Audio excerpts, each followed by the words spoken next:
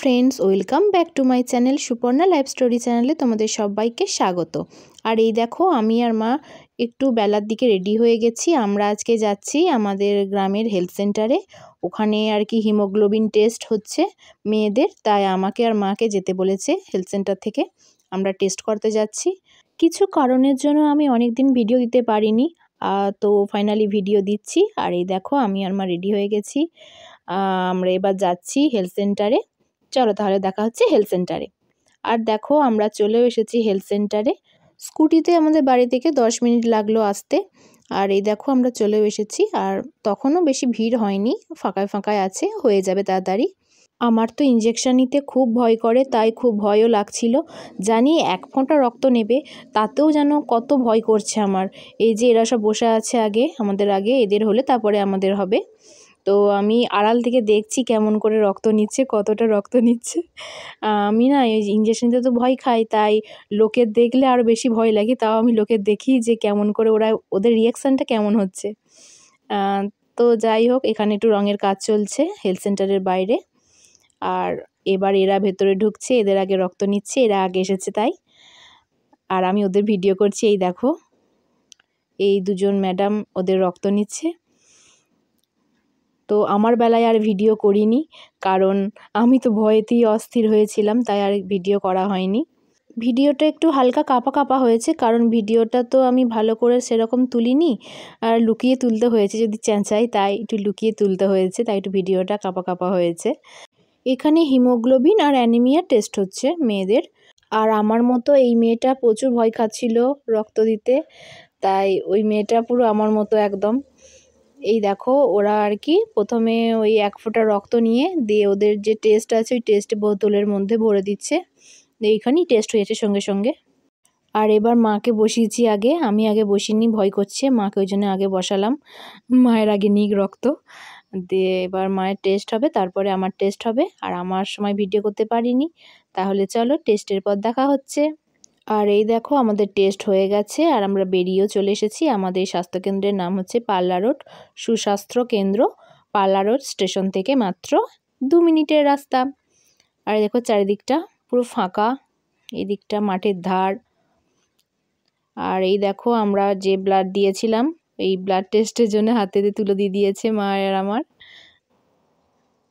এবার আমরা বাড়ি চলে যাব, আমাদের টেস্ট হয়ে গেছে।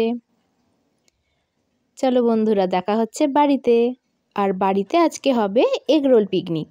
হ্যাঁ, তার জন্য দেখো মা এখানে ময়দা নিয়ে নিয়েছে, দিয়ে আজকে ময়দাগুলোকে ভালো করে চেলে নিচ্ছে। যদি কিছু মানে পোকা বা কিছু গুঁড়ো গুঁড়ো থাকে আটকে যাবে।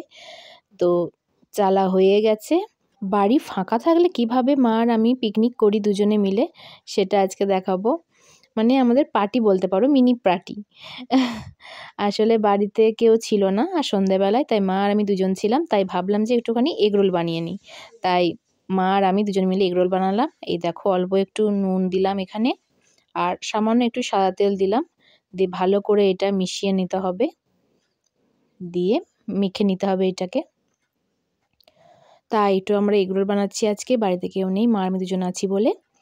তো সকালে রক্ত দিয়ে এসে ক্লান্ত হয়ে গেছি, তাই একটু এগরোল খেয়ে রক্তটা আবার তৈরি করে নিচ্ছি। এই দেখো, মা এটাকে ভালো করে মিশিয়ে নিচ্ছে, দিয়ে এবার অল্প জল দিয়ে ভালো করে এটাকে মেখে নিচ্ছে। আর আমি কি বলতো, আমি শুধু ভিডিও করছি, আমি কোনো হেল্পই করছি না মাকে, শুধু ভিডিও করছি।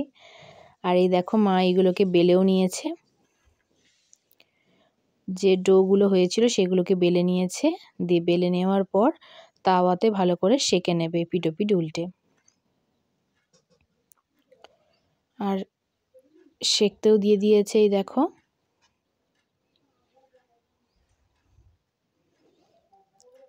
এই দেখো, সেঁকে নিচ্ছে এপিঠ ওপিঠ উল্টে। আমরা বাড়িতে এগরোল করলে এভাবেই করি, কারণ আমরা ওই মেলাতলায় দোকানে এসব এগরোল খেয়ে আমাদের ভালোও লাগে না। যেহেতু আমরা বাড়িতে করি, আমাদের বাড়িতে খেয়ে খেয়ে অভ্যাস, তাই আমাদের মনে হয় বাড়ির এগরোলটাই বেশি ভালো। আর এখানে দেখো, গাজর, শসা, লঙ্কা সব আমি কুচিয়ে নিয়েছি, পেঁয়াজটা আমি কুচিয়ে নিয়েছি সরু সরু করে। দিয়ে এবার এইগুলোকে আমি রেখে দিয়েছি কুচিয়ে সাইডে। আর আমি এবার এগরোলটা তৈরি করব। তার জন্য দেখো, কড়াইতে প্রথমে আমি অল্প একটু তেল দিয়ে দিলাম, আর এবার মা এগরোলটা করবে। আর আমি শুধু ভিডিও করছি। ওদিকে তেলটা গরম হচ্ছে আর এদিকে মা একটা ছোটো গ্লাসের মধ্যে একটু নুন দিয়ে দিয়েছে আর একটা ডিমকে ফাটিয়ে নিচ্ছে।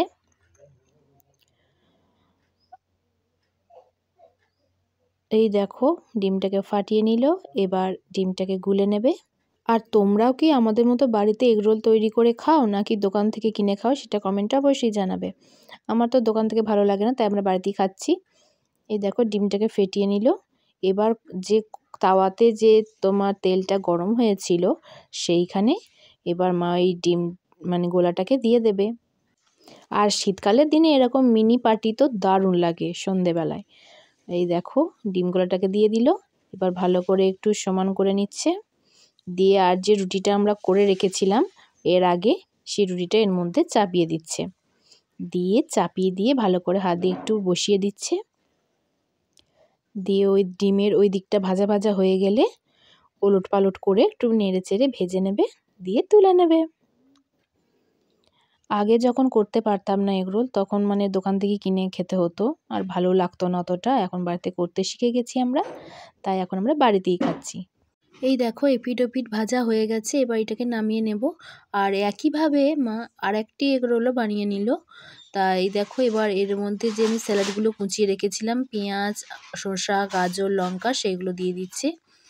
আর এতে আমরা একটু চানাচুর দিই, চানাচুর দিলে খেতে বেশ ভালো লাগে, তাই আমরা চানাচুরও দিয়ে দিচ্ছি এর মধ্যে।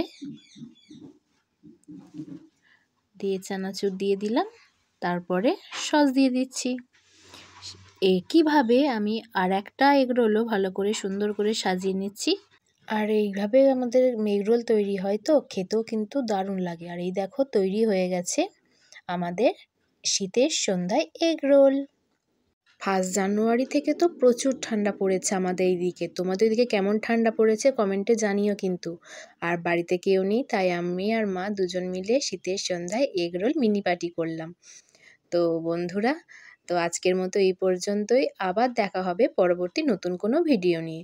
কিছু সমস্যার জন্য আমি কয়েকদিন ভিডিও দিতে পারিনি, তাই একটু প্লিজ সবাই আমাকে সাপোর্ট করো। সবাই ভালো করে নতুন বছর কাটাও। আর সবাইকে আমার তরফ থেকে সুপর্ণা লাইফ স্টোরি চ্যানেলের পক্ষ থেকে হ্যাপি নিউ ইয়ার। টাটা বন্ধুরা, সবাই খুব ভালো থেকো।